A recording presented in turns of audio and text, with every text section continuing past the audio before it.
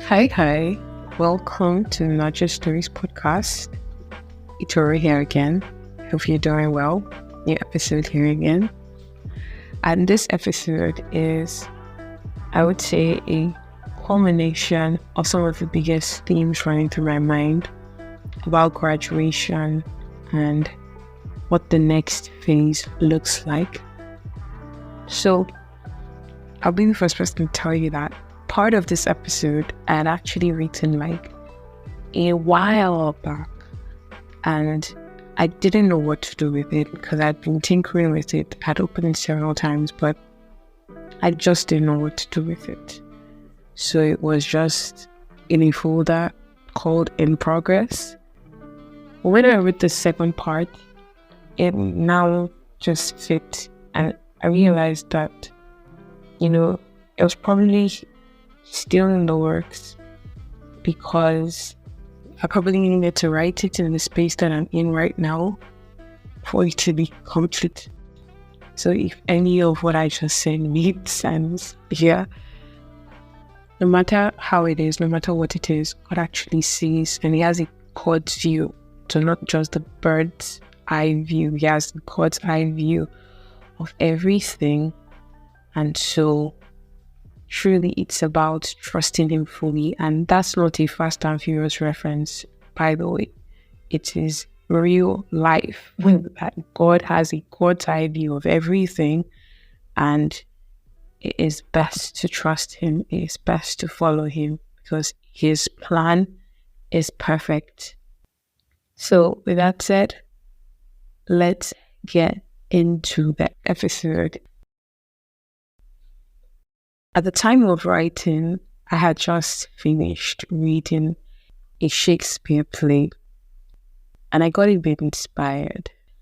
Now, obviously, I am no Shakespeare, and I will not even attempt a review, but it just made me think, and it took my mind back quite a bit.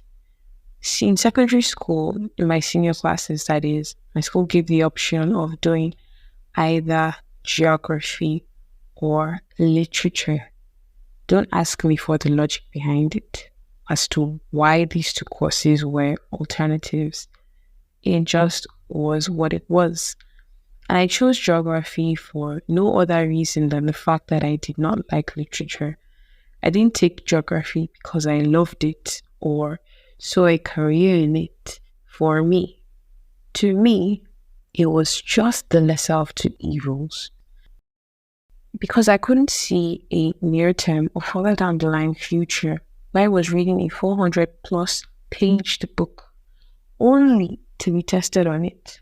And we're not just talking about internal tests now. We're talking about even the qualifying, series of examinations that you have to take to get into university. Because let's face it, I did not find those books enjoyable. And I still remember some of the titles of those books because I was scarred on my friends' behalf at how many pages they needed to read, and the part where they need to recollect who said what, to whom, at what time, and whatever else the examiner considered important information that I considered too much information. But now, I found myself kind of loving literature, and I know that love is a strong word in this sense, but I would say why.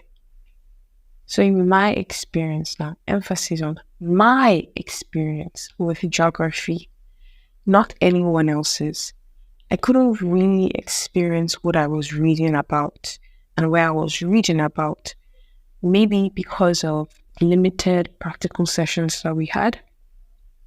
There was really no experiential knowledge behind whatever it was we were learning, so the information never dwelt too long in my memory. And every term felt like a refresher course, because even though my grades were not bad, I was struggling.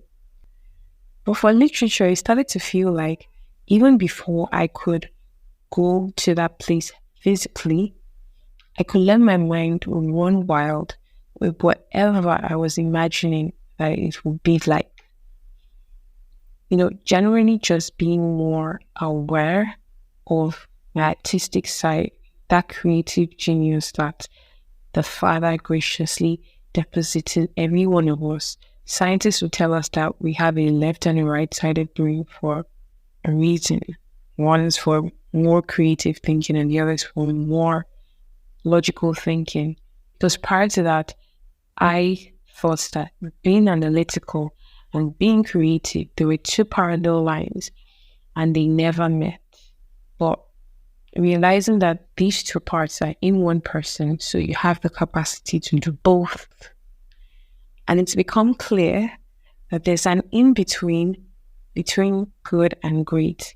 And sometimes that just means I'm on my way. So I guess we're growing and we're changing, and that's kind of a good thing, right?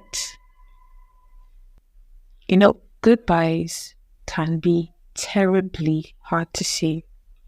And sometimes the feeling is polarizing because, yes, you are happy to be done with that experience, but there are aspects of it that you just kind of miss.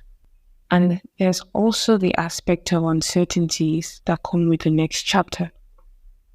So you're leaving the stable routine for the new in hope that it will be a better experience, or at the very least, different. So my university was in a different city than I live in. And I remember that with all the uncertainties at the time I was leaving for the very first time for uni, my eyes were filled with unshed tears as I embraced the next phase. And only when I was by myself did the tears freely fall. But still, we pick ourselves back up. And slowly but surely, unfamiliar faces became familiar, and strangers became friends and even family. So I want to get a bit more descriptive at this point. As a term we give ourselves in the last year of school, we say, finalists. And I would say that it was just pretty amazing to bear that title for the period of time I did bear it. And writing my last paper, which was like putting a final stamp on it saying goodbye, it was something I had been looking forward to, anxiously anticipating. Whenever anything just grated on my nerves, even the slightest of things, I just consoled myself. Few months to go, few weeks to go. Then it became few days to go. And all of a sudden, it was the last day. When I did write that paper and dropped the pen saying, hey, I'm done with this experience, it did feel like there was a vacuum. So my course was 4 plus X years in school. And X just represents everything that could have happened that did happen. From strikes to COVID, you name it. I was ready to be done. It wasn't a 4-year plan anymore. It didn't look like the 4-year plan we anticipated. It wasn't definitely that 4-year plan. For the longest time, even after graduation, I was in this bubble of, you mean there's no next semester? Goodbyes are very hard, even when you've been looking forward to it, especially to the people that were a constant part of the entire journey for those 4 plus X years. So what do we do then? We just take everything to God in prayer. Because even when it's not clear to us, He knows what's going on. And I think that's the assurance that we have in all these things.